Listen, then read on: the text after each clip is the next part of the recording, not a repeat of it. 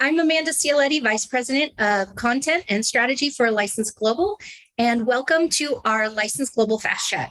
Today, I am talking with Vince Klaseus, President of the newly formed Universal Products and Experiences. Vince, thank you so much for joining us today. Thanks for having me. Good morning. Good morning. So as is the nature of Fast Chat, we're just going to launch right in with our questions so we can get to our conversation. Awesome. So first and foremost, tell me about the creation of Universal Products and Experiences. What is this, and why is now the time to merge these two legacy groups? It is pretty straightforward. What does it sound like? It is all about the product and experiences business within Universal. And we are combining two great successful groups, the Consumer Products Division, which is part of Universal Brand Development, and the Products and Retail Group at the parks to create a new department. And it's really a combination of factors that are making this the right moment.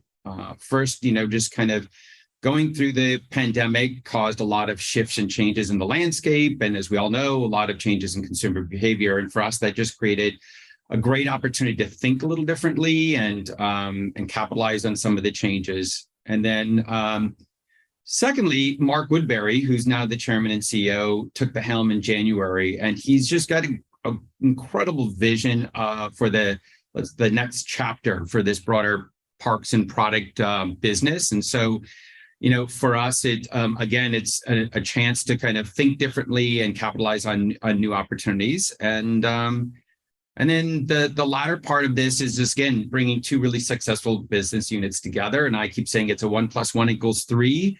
So you'll be able to really manage this, tap into all the collective skills and capabilities, but also manage this much more holistically as you look now inside and outside of the park. So that's kind of those are the main factors. Well, I'm curious, how did each operate individually prior to this merger? I think that'll help give us context into why this makes sense. Yeah, the Parks Group, no surprise, focused on all the products and retail experiences inside the park footprint.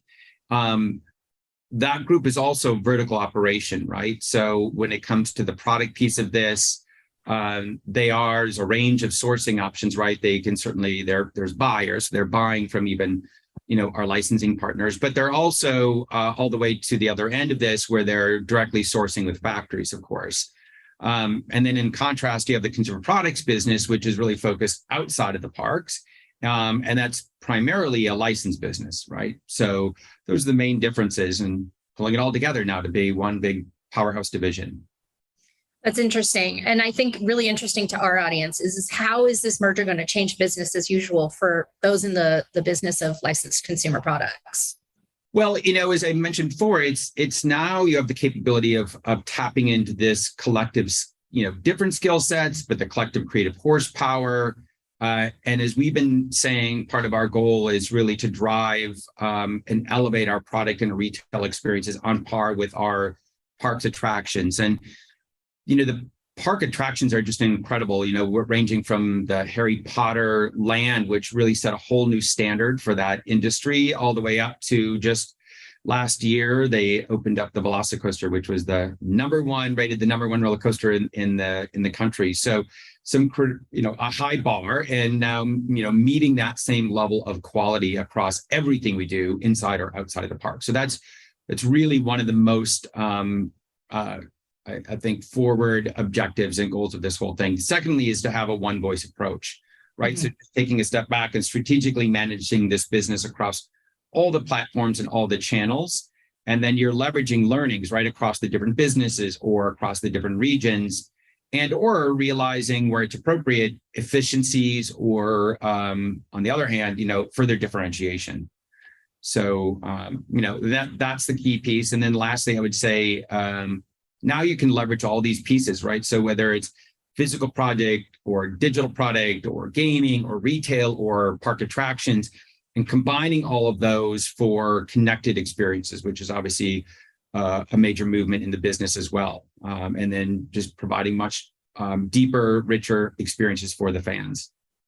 Well, you really mentioned the parks and the Wizarding World in particular. And, hearing about this merger infers to me that experiences are going to have a greater weight for Universal moving forward. Is that an accurate statement?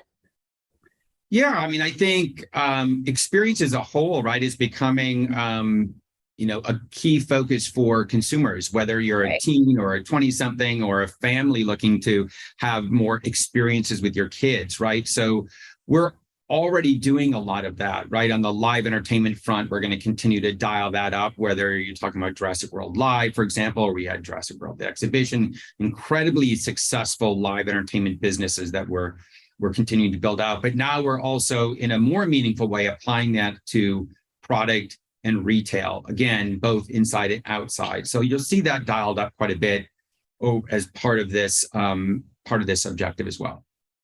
I love that. For us, LBE, location-based experiences, has been a real focus. Definitely coming out of the pandemic as people are seeking to make those connections with each other and, reemerge into a world where not only are they invested in the content that they've been consuming during that time, but they're also, showing their fan affinity. They're taking those experiences to real life. It's a trend we don't see stopping. And God knows you guys have the best products or the best properties for that, right? Such immersive ones. So Vince, when can we start to see efforts from the merger reflected at market or in product rollouts? Well, given the lead times of product development, the most meaningful change is really going to start to appear and impact the business in 2024. But with that, we have a host of things we're already experimenting on. So our first initiative as a collective group already just launched with a new brick and mortar store called Universal's Universe. We launched that up here on City Walk in Hollywood. It's a really fun proposition that complements what we already have in our offering in the park. In this particular instance, it's taking our characters and IP and marrying that with really popular brand designs and with a streetwear aesthetic.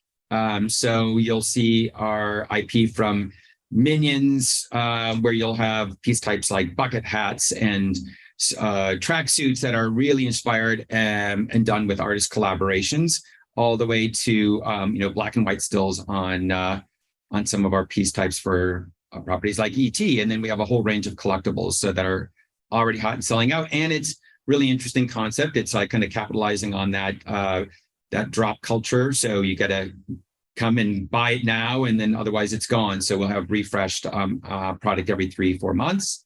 So anyway, that's one example of things that we'll be implementing prior to kind of the larger shift that'll start hitting in 24. I love that it's marrying both the experiential aspect of the parks, but also the nature of the design of the store with that collectible aspect that it's not stopping. That is absolutely what our consumers are seeking right now. Yeah, and it's showing because it's been a big hit. We're already selling out. So clearly we're onto something.